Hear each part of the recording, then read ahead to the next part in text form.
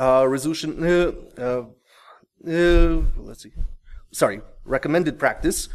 1740C, radio frequency identification specifications for interline baggage.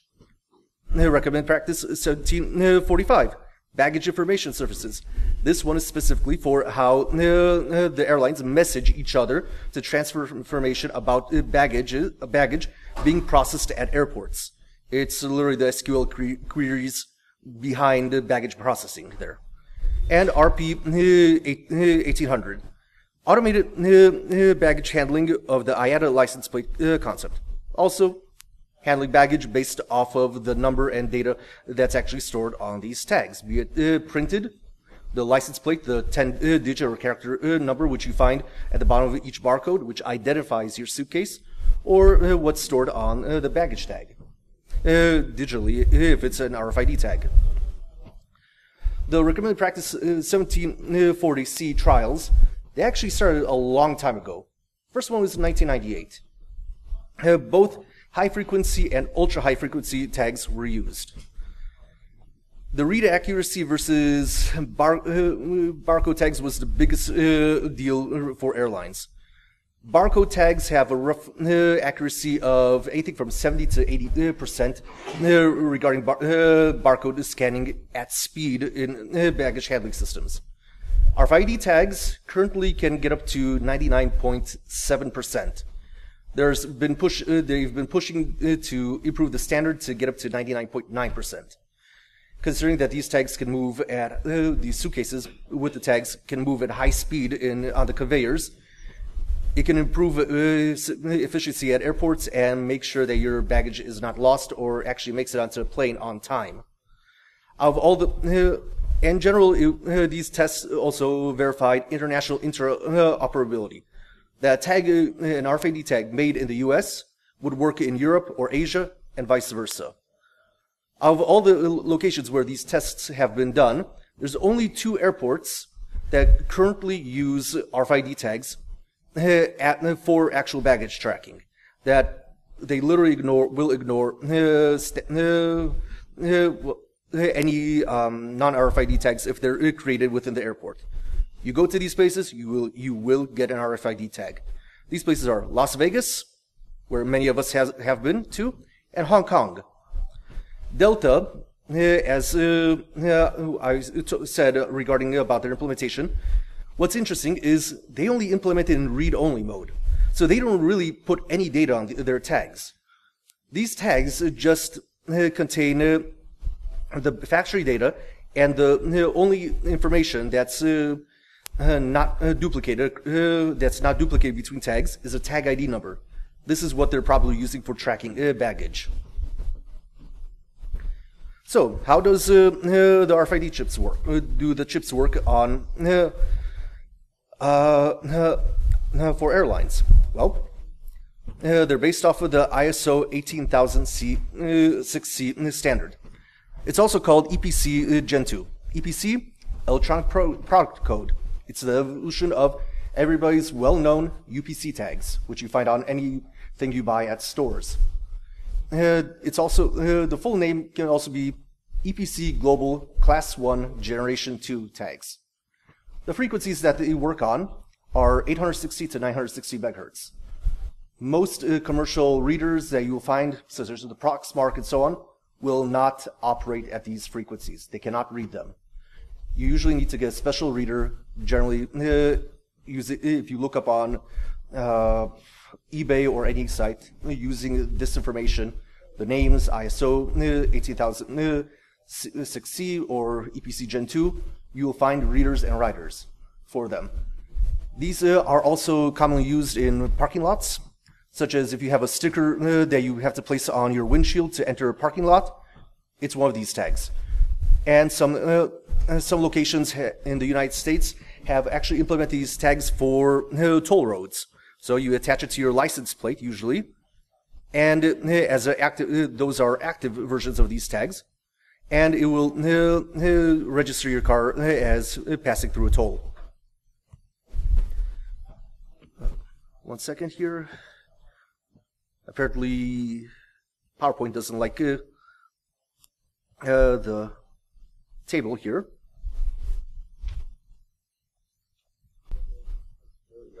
Yeah. Sorry. Yeah. Okay. The memory structure. Okay. The memory structure. Well, there's 4 banks of memory on each tag. 00 is reserved memory. It usually contains the kill password, the read and write passwords, and the kill password. Out of all this, it's just 4 16-bit binary words for each for this tag, this bank. Memory bank 01 is a unique item identifier. It's writable by airlines, and it's about 10 words, 10 16-bit binary words long. Memory bank 10, the tag identification memory, identifier, is 6 binary words long, 16-bit binary words long. This this number is generated by the factory as the tags are created, and in general, it is not modified by the airlines. As I said, Delta most likely uses this number for its baggage handling systems to identify the actual tag via RFID. Then there's bank 11 or 3. It's a user-defined memory. You can have you can pretty much have anything in it, though IATA has defined a standard for this. In most tags currently, it's only two 16-bit words long. Can't really store any information, but newer tags are supposed to have much more space, which can store a lot more information and a lot more personal information for each person.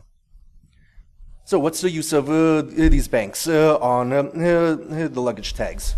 Well, bank 00 is not used. Even though it has a read, write, and kill password, they're not set. So that means you put the passwords are literally 0000 for all of them. And that means that the tags are usually active when they leave the airport. Bank 01 contains the license plate number and your flight date.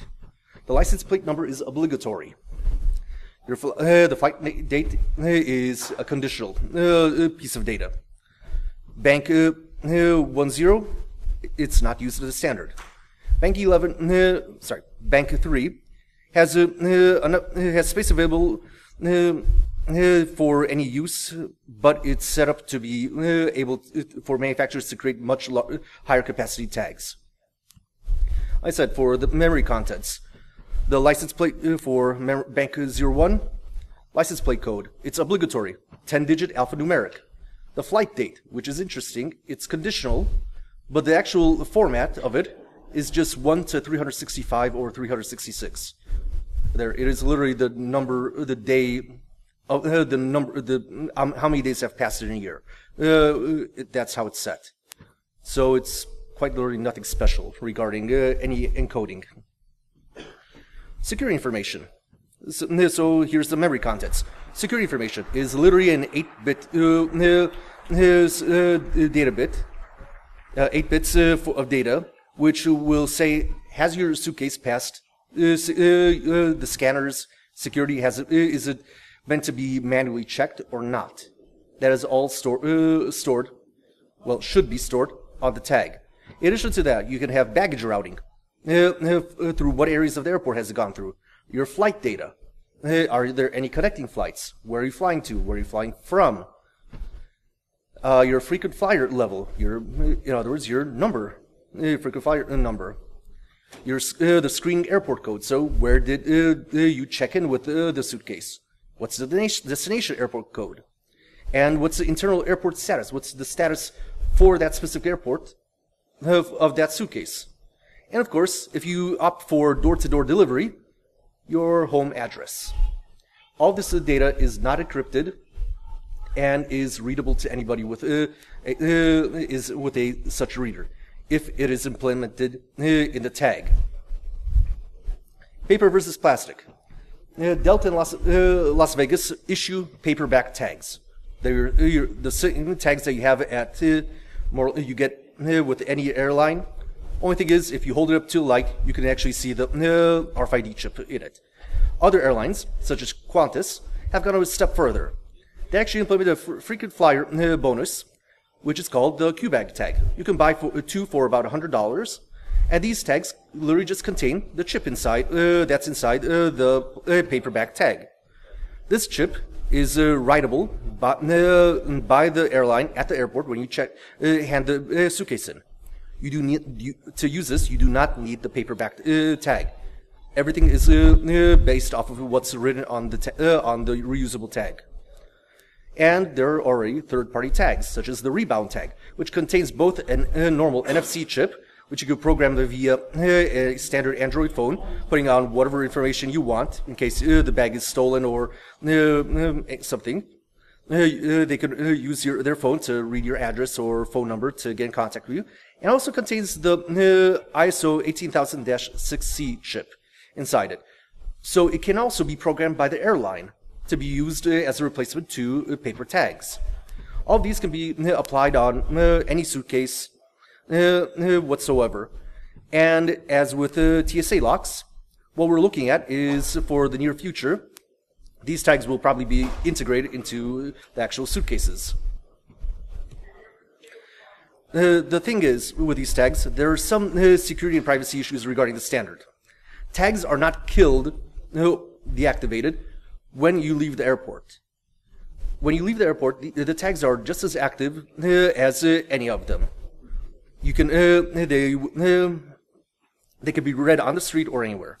The tags also maintain their previous data until they're rewritten. And third-party readers and writers are easily available. You can buy one for about $200 that works on USB or on any phone. And because of the large number of airlines and airports, it's very hard to implement an actual encryption scheme that will make it so everybody can read it, but not anybody outside of the industry can. Especially if you have rolling passwords and so on for that. So, what if ride-sharing or taxi services put a reader inside their trunk? Well, they can capture your data from that. Where you flew in from, what's your frequent flyer number, who are you actually? Same thing with hotels. Or if you want to be a little bit more malicious, why not just buy a long-range reader and walk down the hallway of a hotel in Vegas? See who's in their room, if the tags have that part of the data implemented. And as an accidental discovery, when a colleague was bringing me some tags, he was flying out from Vegas with multiple tags in his suitcase. They could not process that suitcase. They had to manually remove as many tags as they could find. There were only 3 or 4 possible tags left in it. They still couldn't process it, and they had to manually process the entire suitcase from the check-in desk to the airplane there. So there are problems in the implementation as is. Malicious possibilities. What about creating a malicious tag that can duplicate nearby tags, rewrite itself, rewrite, modify nearby tags? You can DDoS a baggage processing system. Let's have multiple suitcases with malicious tags that duplicate and replay data from other nearby tags. Can the baggage processing system respond to suitcases popping up in 2 or more places at the same time? How can they, and if they respond to it, how? Do they need to actually stop baggage processing for the entire airport or terminal to actually find those suitcases and get rid of them? Or here, stop, you can't go on. Oh, wait. You can also include security processing information in the tag. How about if you rewrite your own tag and say, yeah, I passed all my security checks, I can go on. Or how about saying, yeah, I don't want to go to Vegas, I want to go somewhere else. Let's go to Bali or whatever there. The suitcase, can you reroute this suitcase? Or how about if your flight is overbooked? Well, just say that other passengers' bags haven't passed security while they're in the cart going up to the airplane. Can we change the destination of their suitcases also too? That's a question that hasn't been answered. It depends a lot from the back-end systems of the airline, how well they're implemented and what data do they store, but it's a reasonable question. It's a resolution 753 has stated that all airlines have to implement full baggage tracking by the 1st of June of this year. It doesn't matter what type of technology they use, they just have to track your baggage just like any package from UPS or whatever. This year, June 6th, they issued the RFID Bag Tag Initiative. The standard, recommended practice 1740C, has to be fully implemented by every single airline by 2020. So we will be seeing much more of these tags in the near future. So airlines. This message is more than for the crowd, it's for the airlines who are probably going to be watching this along with their lawyers. We want to help. Contact us before trying to sue us for this. But yeah, we'd like to help you guys. Make sure that any of these situations which I described are not possible. We'll if you can show us that they're not possible, hey, we'll say it out loud that it's not possible to do this. But until then, we're here to help. Documentation. Well, here's 2 documents which you can get. Regarding the first one is the business case document from IATA regarding the feasibility of RFID baggage tags. The second one is actually the data standard of EPC tags, how data is stored, transferred, and everything. The big document, the Passenger Services Conference Resolutions Manual, is not accessible to the public, but you can find it easily on Google. I'm not linking it directly to this, but if you do use the search query, Passenger Services Conference Resolutions Manual, file type, PDF, it should be the 4th thing that pops up on Google. There. It's as a tip, it's on an FTP site there. Don't worry, it's a full anonymous FTP, no problems at all to get it. And continuing research, if you are flying, let's cut here. If you're flying anywhere in the near future, and if you care to send it to me, I will upload these slides to my SlideShare account with the actual address, in this case for shipping, where you can ship the tags to me. I will be documenting them to see how long is it taking to implement the standard. And last slide.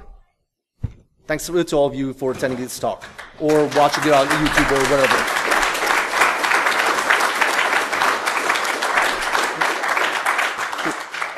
Questions? We can talk in the hallway. Yep.